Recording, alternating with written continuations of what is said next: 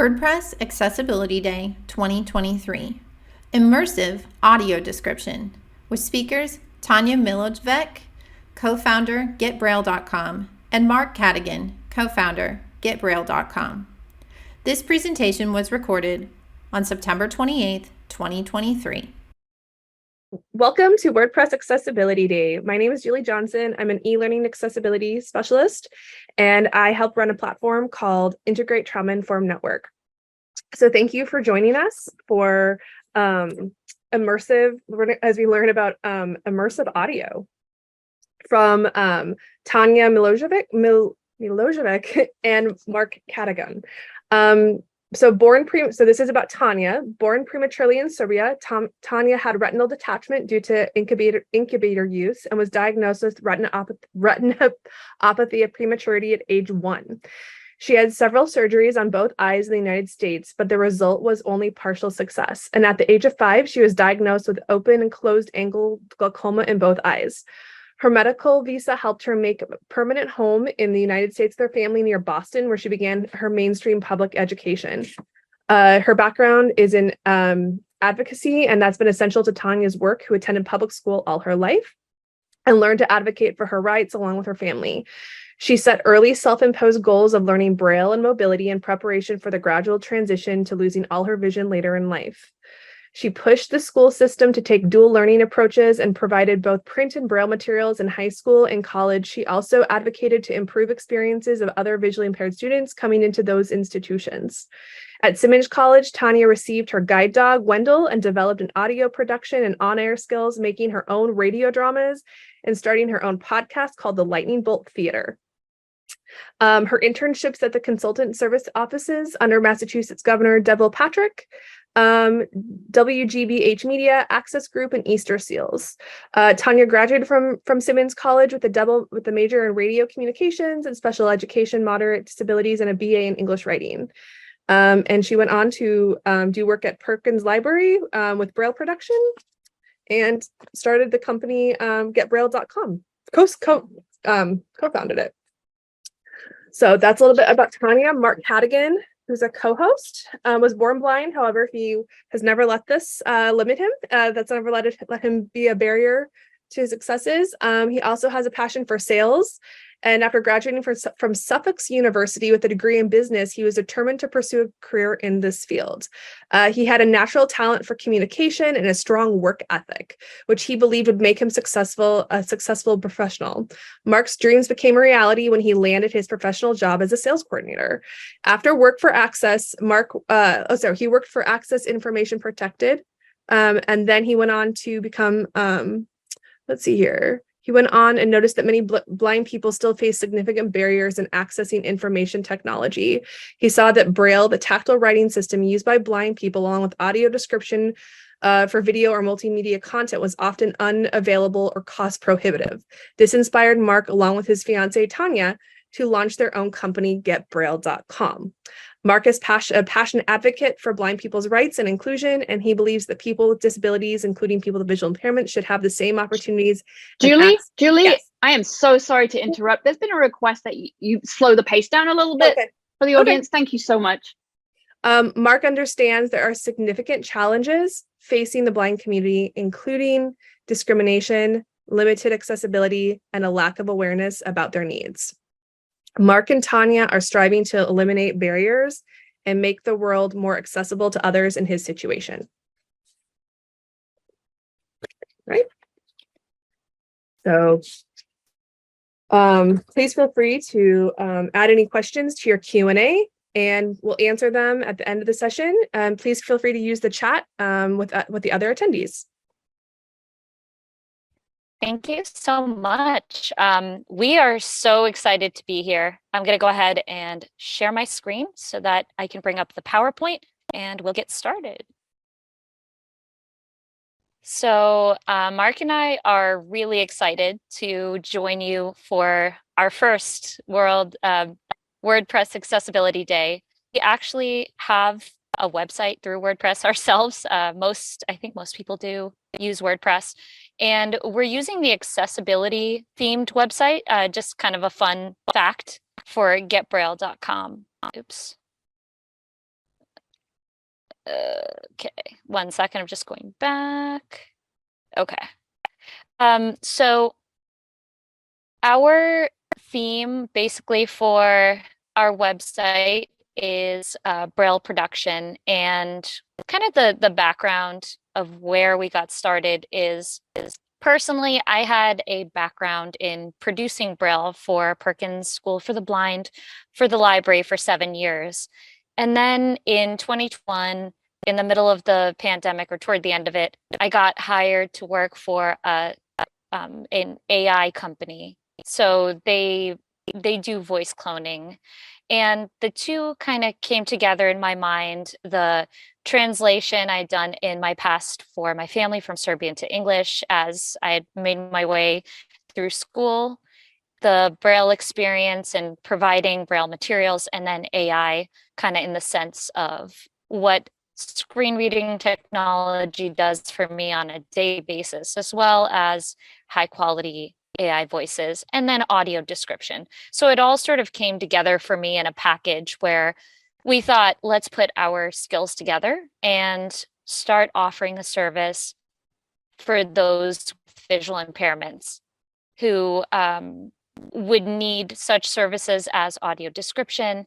And so, Mark, do you want to talk a little bit about how we got started and some of the services that we're offering? Yeah, definitely. So my background is more in sales and business, and although as a small business we both wear many hats, we tend Tanya tends towards the production side of things, and I tend towards the sales side of things. Although Tanya helps me with sales, and I do help Tanya with production. So those are not defined boundaries by any means. But anywho, so we started getbraille.com, and I really laid all the groundwork and getting a lot of the corporate minutia set up, and we really started offering our services back at the end of last year in June, and we have had several successful clients so far and are definitely looking to build our clientele. But one of the things that we do now is video description. Our first video description client, and hopefully first of many, was with the Perkins School for the Blind. We described a safety video for them. It's a publicly available, corporate office safety video for active shooter preparedness.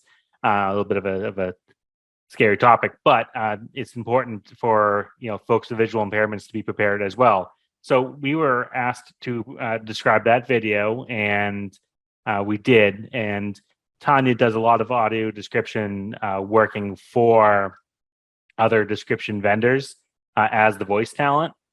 So this was our first client doing the entire project in house, from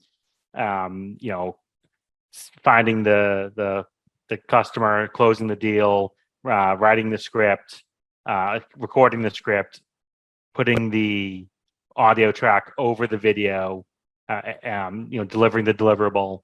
And based off that experience, we really hope to deliver more of these in the future to other clients. We've in current discussions with several public health departments to do similar for safety video and public service announcements around the country. And we're really looking forward to the possibilities of this becoming a more widely available service for important safety information. So back to you, Tanya. In explaining what audio description is, in case you haven't had a lot of exposure or want kind of more context as to the various types of media it could be pertinent to, the WCAG standards mandate that audio description is available for multimedia, and it's part of making a website or web experience or an app experience accessible to those with visual impairments. And in a nutshell, what audio description is an extra track that's added into an existing video, or it could be a live experience, it could be a tour, for example, at a museum. And it describes the important elements that are visual that one cannot gather from listening. So anything from costume changes to gestures, facial expressions, important scene changes, body language, things that are important to understanding the concept of the video or the experience that you're looking to participate in. There are several types of audio description, and this is also summarized in the WCAG guidelines. There are a couple of ways that it can be achieved. Number one is you can use descriptive language. We will be incorporating videos later. The share feature at the moment for share sound is not enabled, so I won't be able to share the videos currently, but they will be available after. And one of the videos, besides the active shooter preparedness video, was one that was developed by Microsoft that illustrates audio description using descriptive language during the fact. And it's a described video that explains in between dialogue what's happening and what images are being shown. But the detail in the descriptive language of the video seeks to help the user understand that audio description can be in real time, it can be imposed. For example, if you have a presentation and you have a chart that you're displaying on a slide deck, you can say, this chart trends upward, and it shows 1995 to 2005. There's an upward trend of, let's say salary, for example. User X salary in 95 was 50,000, and in 2005 was 200,000, and it trends up about 10,000 a year. I'm making it up, but you get the idea. You're describing the main points of the visual in real time as you're explaining it. And this can also pertain to someone describing their own appearance before a presentation. So for example, I can say, I'm sitting in my booth currently, and there's an LED light above me that's lighting me from above with an open doorway behind me, and there is blue foam on the walls. For instance, I'm wearing a black blouse that's buttoned down. I have brown hair, and I have a headset on, and I am a white female in my 30s. That's an example of descriptive language in real time. Then there are a couple of other ways to describe videos that have already been recorded, for example, or tutorials. This can be anything on a website. There was a wonderful presentation before this talking about alt text and alternative tags for images. That's a form of audio description. You're describing pictures in detail for the viewer when they're interacting with a website through their with their screen reading technology. They'll hear what the post is. Audio description can be applied to social media too. This really transcends every medium available out there. The sky's the limit, and GPT certainly can help us generate some of this as well. So there are other forms of audio description. One of them is called standard, and that is where either a human narrator, or you could also use a text-to-speech voice for training video, for instance. We'll talk more about that later. That is where you record a clip, or a narration clip, if you will. You record narration that is meant to fit between bits of dialogue and scene changes and so forth. This has to be nested perfectly into the time allowed in that video. The length of the video cannot be altered. And this description, again, comes in after the fact. So that's to say, after you've already recorded and finalized your video. This is a secondary track that gets layered over the existing video that you've already got finalized. Then there's extended audio description, which means that the video itself is paused, make room for additional description. In the example we briefly alluded to for our client, where we described the active shooter video, there's a lot of important information that runs past the viewer very quickly and happens in between the narrators' descriptions. So we, in those instances, had to pause the video to discuss what was taking place. There were a couple of instances on text on screen where there was a paragraph of informative text, but there was no time to read it. So we'd have to pause the video to explain or read the text out and explain any relevant action on screen. Then there's a hybrid approach. In that video particularly that I just mentioned, we did both. So certain sections had enough space to fit in a description, certain sections didn't. So we did a combination of extended and standard audio description. We call that hybrid. And then another part of audio description that we are developing at GetBraille is called immersive audio description. And that's almost like virtual reality. So our target audience for that would be museums, aquariums, zoos, cultural centers, where they want to develop certain exhibits that have audio tracks that not only the blind and visually impaired can benefit from, but anyone, honestly, anyone listening, anyone who's interested, children who want something more interactive or immersive rather, can listen to it. And it's, imagine an example where someone is at a shark exhibit and they want to hear the movements of the shark in the water. The audio description is paired with the movements, the underwater movements of the shark. The habitats described, terminology is used to explain to the student what they can expect using the terms that they would be familiar with within that curriculum that they're learning. You know, usually aquariums and cultural centers have their own curriculums that they like to develop around exhibits. And we would want to incorporate all of this language in addition to immersive sound effects that sound like they're moving around you in 3D, as well as multiple narrators, and various lengths of files per exhibit that would be accessed via QR code. So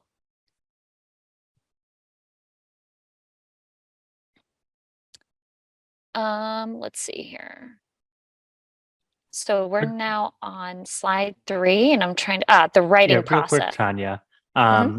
We're currently designing some of these immersive audio descriptions for a couple of different aquariums that because we're still in negotiations with, I can't say which ones yet at this point, but you should hear about it soon when they are live.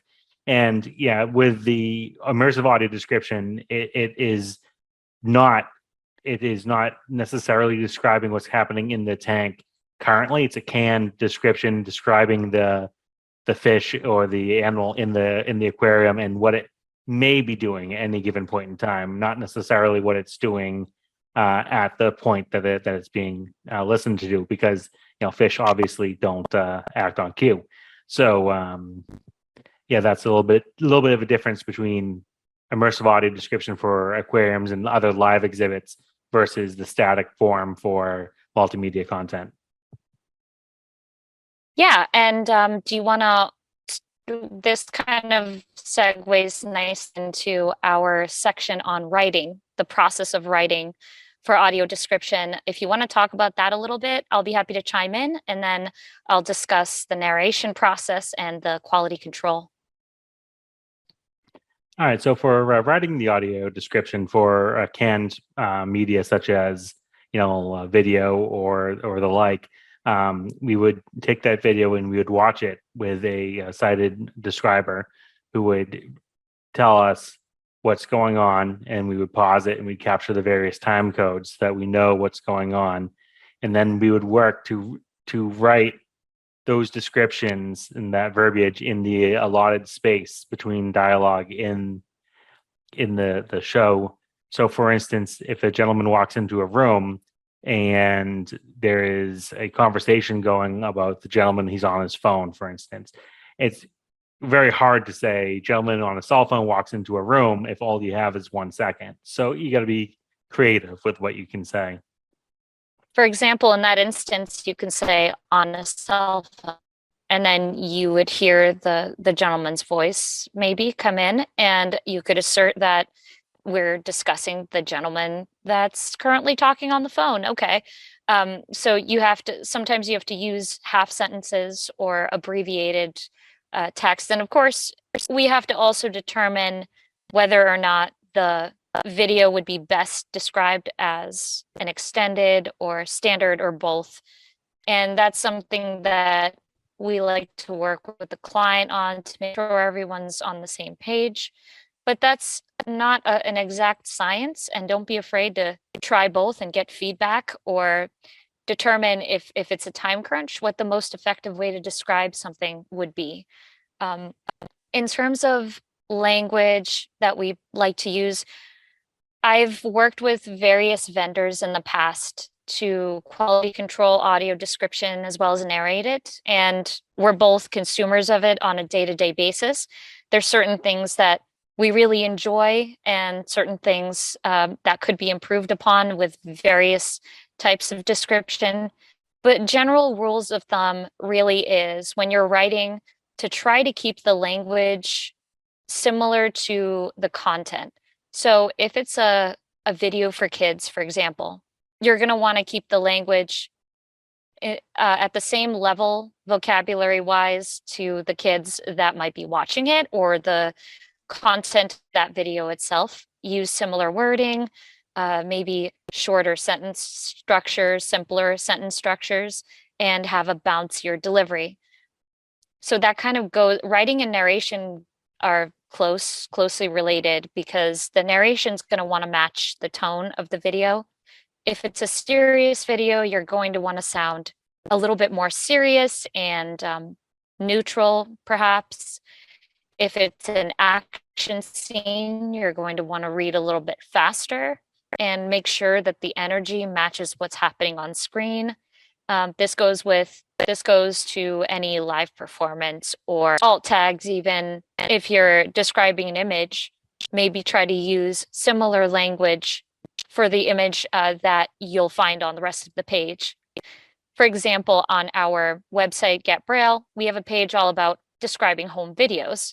And our alt tags for some of the images on that page are longer and more detailed in nature, because the goal is to give the viewer an inkling into how much detail we might provide to a home video, something that is going to be meaningful to them, versus some of our other pages that might say Get Braille logo, for instance, and maybe we didn't describe the entire logo because it's simpler and it's on a page that they may just skip over it. It's not as meaningful to them as graphics on a home video audio description page would be. Besides using terminology and vocabulary to match what it is that you're trying to say, it's all to use transitional words. So one of the sentences or half sentences that I like is when describers say another time or elsewhere. So for example, we could be watching a scene in the morning in someone's kitchen, and it cuts to another scene, and maybe it's someone in their office building, but it's not the same person, it's a different character. You could say elsewhere, Lisa sits in a cubicle typing, versus in the kitchen, Zoe flips a pancake. Transitional words are very important because it gives the person who's visually impaired sense of place, of time, and a sense of kind of how fast things are moving. And they're also able to keep track of where people are. If it's a flashback, it's important to say that it's a flashback. And there's a lot of sort of disagreement about whether or not to use terminology like a close-up view, our view pans, film terminology. We're not so worried about style in terms of being nitpicky about how things are described with Get Braille. For us, it's more like what is the best way to convey this information? If we're watching a video about specifically about camera angles, it would make sense to use terminology that echoes that. So that's just the point, is don't worry so much about style as long as you're accurately portraying diversity in the casting, you're portraying the scenery and using relevant content in your language to make the topic relevant to the viewer, then you've done your job. So before I really go into narration and such, is there anything else you wanted to add, Mark? No, I think that covers it pretty well. Great. These are very basic overviews, of course. We would be more than happy to answer any questions in more depth. You can always contact us and offline. And then in terms of narration, I've done voiceover for like 12 plus years now. And as you can see right now, I'm in my studio. I briefly mentioned that earlier. So I record here. I have several different microphones. One of my favorite microphones to use is a Sennheiser 416. It's a shotgun mic, which means that it plugs into an XLR, basically output in the back, and that plugs into an audio interface. But if you're looking to get started with recording narration, you can do that very easily with a USB microphone. A recommendation that I've found to be pretty useful and handle most voice types well is a Rode NT1A microphone. And the USB version of it has its own preamp in it. It's able to boost the microphone signal. It has the ability to plug in headphones into the microphone directly. So you're able to hear yourself. And that's important because when you're recording, you don't want to be too close to the mic. Plosives can be very disruptive to a listener. Bad audio, and by that I mean background noise, too much echo, hiss, bumps where you're bumping the microphone or the table, moving around too much during the recording can add unwanted noise in narration at the end in the audio description track, and that can take away from the listener experience. There are some, not to call out anyone, but there are examples of this on YouTube. For instance, if you search audio description on YouTube, you can find videos that various companies have done, national parks and so forth. Some of them are better than others, but it will give you that range. You'll hear things like very loud narration or quiet video. Sometimes there will be pops when the person starts narrating and finishes narrating. So that can be very disruptive and hard to follow along if you're listening, and just might take away interest. No one wants viewers to stop watching their content in the middle of the, if you can avoid it. So just being careful and practicing with your audio is important. There are free programs, of course, to record yourself, Audacity being one of them. And Audacity is an open source software that works with both Mac and on PC. It works on Linux, and it's pretty versatile. It's accessible with screen readers. A little bit of a learning curve, but it is doable. It's not as much of a learning curve as Reaper, for example. I personally use an old school program called Goldwave from the 90s. It's the best. I don't know if anyone's familiar with it, but it was designed originally to capture content from records, etc. But it's a very simple single track editor. And that's kind of narration in a nutshell. If you're just getting started, just record yourself. Some tips on recording environments are if you have a closet full of clothes or a room that has rugs, furniture, lots of furniture, blankets, things like that, it will naturally dampen sound.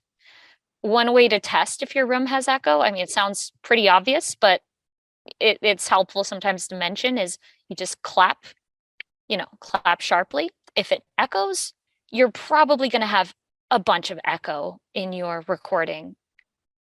So It's pretty easy to counteract that. You can put pillows around your microphone, a blanket on your desk, so on and so forth, moving blankets, record in your closet. It doesn't have to be expensive. And the microphone I mentioned, for example, the Rode NT1 is around $150. But you don't even have to use that. You could get a headset microphone. If it's a decent headset, you can record with that. Got to start somewhere. And then, of course, there's a TTS option where we'll mention more about this later, but there's ability to use synthetic voice for training videos. I don't recommend it for mainstream entertainment because TTS sounds a little bit, doesn't have as much emotion and subtlety as a human narrator does. Human can't be replaced. So that's kind of narration in a nutshell. From the quality control side, that's a twofold process. For us at GetBraille, part of quality control, like we said, is we work with an individual who's sighted, who's able to go through, give us some background details. We do a couple of passes there just to make sure we have all the details. Then we run the script by the client and have them check that out compared to the video, give us any. Oh, TTS is text to speech, so it's a synthetic voice for anyone that, yeah, sorry about the acronyms. So the client is then able to go through the script and double check that they agree with it, with the language used, that they're happy with the way things are being described. And then if they have any concerns or want anything added, into the mix or adjusted, that's where we would do that. It makes the most sense before recording starts to try to iron out the script as much as possible. And the quality control, of course, is ensuring the audience is going to get what they need out of the experience with the description, that they'll understand fully what's going on visually in the video and that nothing will slip by them. They'll get all the same information that anyone who's sighted who's viewing the video is going to get. Tanya's also, that allows us. Go ahead. All right, sorry, I didn't mean to step on you there, Tanya. Tanya's very experienced with the quality control, having been a quality control person for several other commercial audio description companies. It is definitely a key part of it to go through and make sure that it does describe what you intend to describe, and everything that's important to be described is in fact described. It doesn't have to be a second set of eyes. It can, or metaphorically or literally, it can be just you going through the video for a second time after it's done and looking for what may be needing to be clarified. Another important aspect of having the script quality controlled before recording starts, you will have a good working transcript of that script with time codes so that you can then offer a secondary method for your audience to access this description. So if someone is deafblind and they're using a Braille display, which is a computer, like a smaller computer that has a single line at the bottom of Braille that refreshes based on what's being displayed on that line at the time. It's like a prompter, like a teleprompter, but it's all in Braille and it changes as they move through the script. This allows someone who's deafblind to understand what's being said as well as how the visuals appear in the video. So that goes a little beyond the traditional transcript that you would imagine has captions. This has all of the speakers identified as well as the description in between the dialogue, or if it's extended, it's got that info there too. So you're just making sure that you're compliant with WCAG standards. Is there anything else you want to add about quality control? I guess the last thing to say about it on my end is once you've recorded the video, the narrative, mixed everything in, you want to make sure that your audio sounds good, there are no glitches, that the visuals are lined up with the audio perfectly.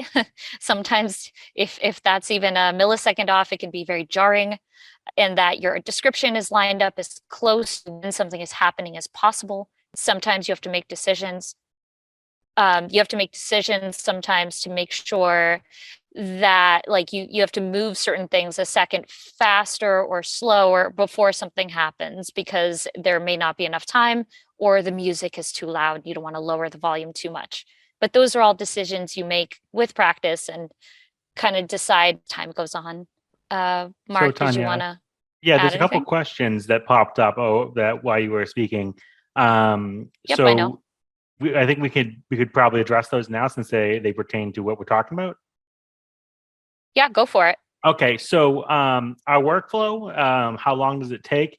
So probably like maybe a 6-to-1 ratio. If it's a six, so say if it's a 10-minute video, it's like at least an hour of an hour plus of work. So it's definitely time consuming, but it is mostly because we want to be very precise and we want to make sure that the job is done. The job is done right, because like anything in this world, quality shows. So that's from a workflow standpoint. And the other thing is describing YouTube videos is great. Yeah, please, if you feel you have the ability to volunteer and do that, please, that is great, because a lot of great content's on YouTube, and unfortunately, a lot of it is not described. And there's a lot of people jokingly say they learned it at YouTube University. That is so true. But if you can't see the video to learn how to do something, well, not very applicable to someone in our situation. So describe everything you can, please. There's a website called youdescribe.org, which is intended to help people describe YouTube videos. There are requests that come in there and forums that pertain to it. It's completely free to register and post. The UI is, I haven't tried it with a screen reader. It's a little confusing to me personally. I've looked at it a little bit, but from what I've been told by those who have used it who are sighted, it seems to be easy and intuitive to use. You can record directly on your computer and post the description, sync it to the videos, and then make them available. It's pretty cool. So if you want practice for something that's no pressure and just to get your feet wet, if you will, that's a nice way to do it. So I've changed the slide over to the command line. So Mark, do you want to talk a little bit about that? Yeah, definitely. And yes, I don't know the answer regarding the question that was just asked regarding WordPress TV. Perhaps somebody else can speak to that.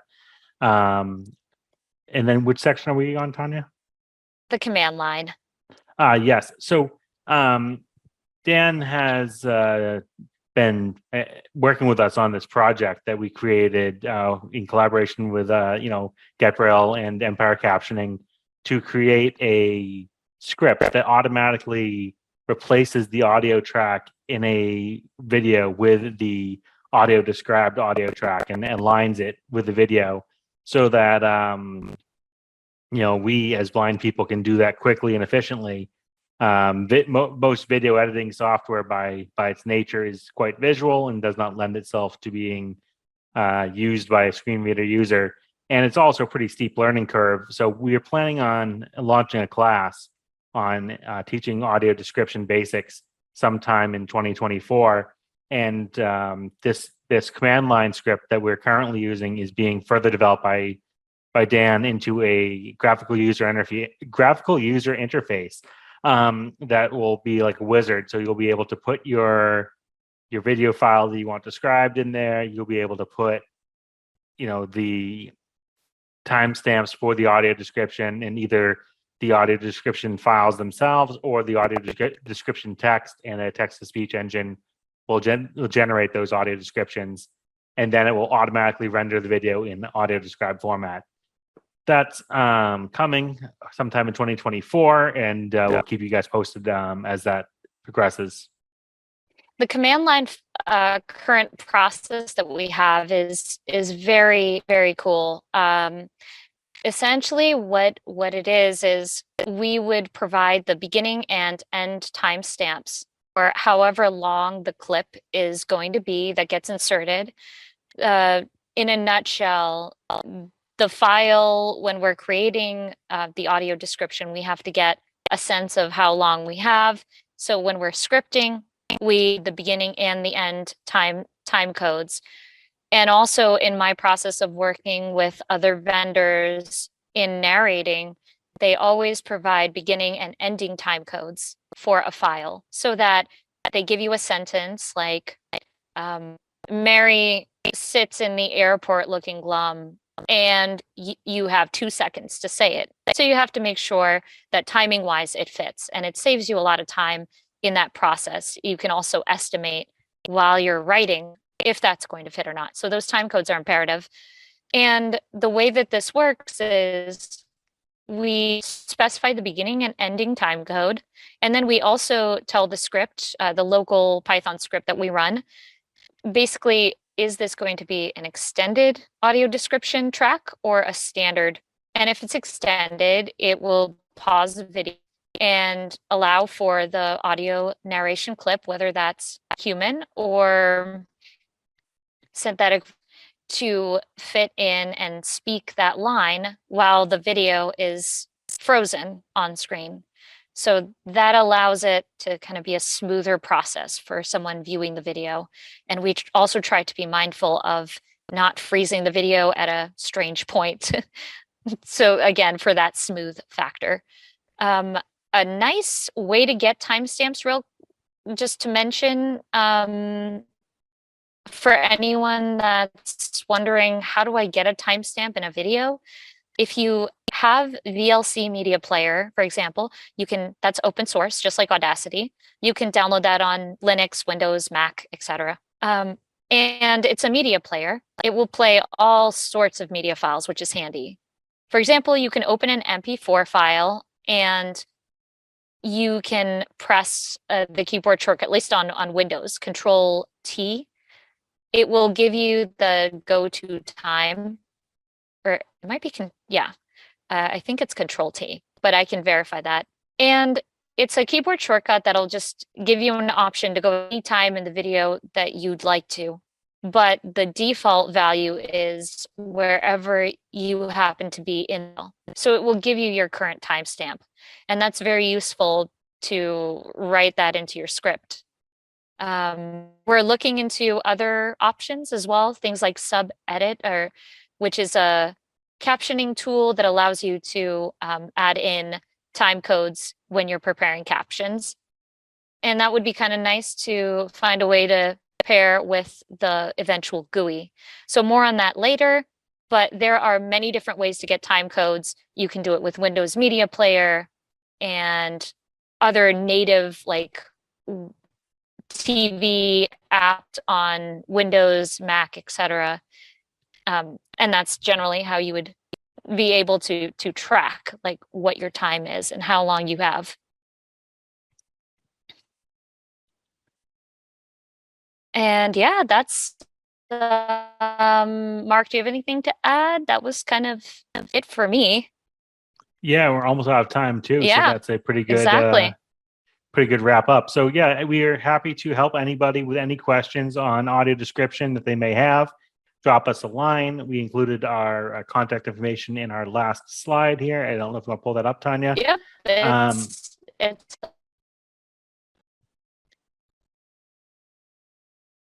so we have our contact information here. Our website is getbraille.com. And you can also email us directly either at Tanja, Tanja, at getbraille.com or Mark, MARK, at getbraille.com.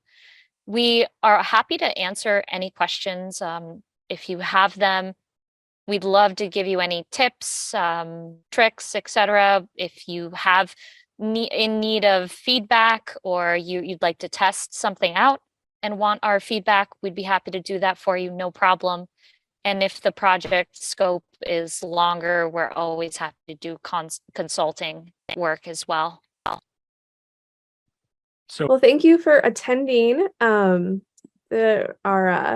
this webinar with Mark and Tanya. You can continue the conversation in the chat or on social media using hashtag WPA11day and WPAD2023.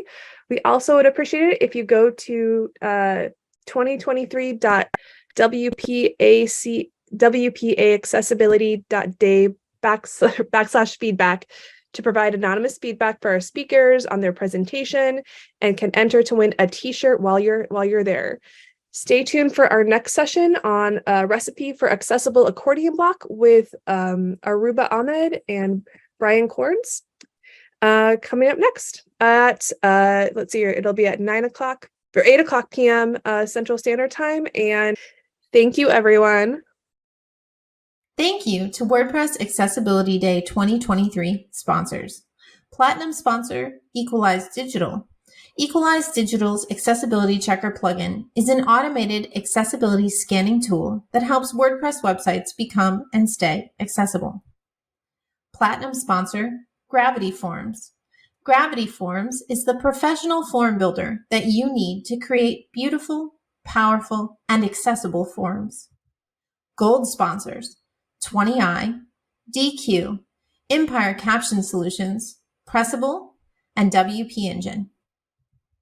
Silver sponsors, Code Geek, Drake Cooper, GoDaddy, Lone Rock Point, NerdPress, Overnight Website by Kinetic Iris, Riola Networks, A11Y Collective, and The Blogsmith. Bronze sponsors, Accessicart, Green Geeks Web Hosting, Hall Analysis SEO Consulting, HDC, ITX, IvyCat, MetaBox, Pixel Chefs, Simply Schedule Appointments, SiteGround, Termageddon, Underrepresented in Tech, Weglot, and Yoast.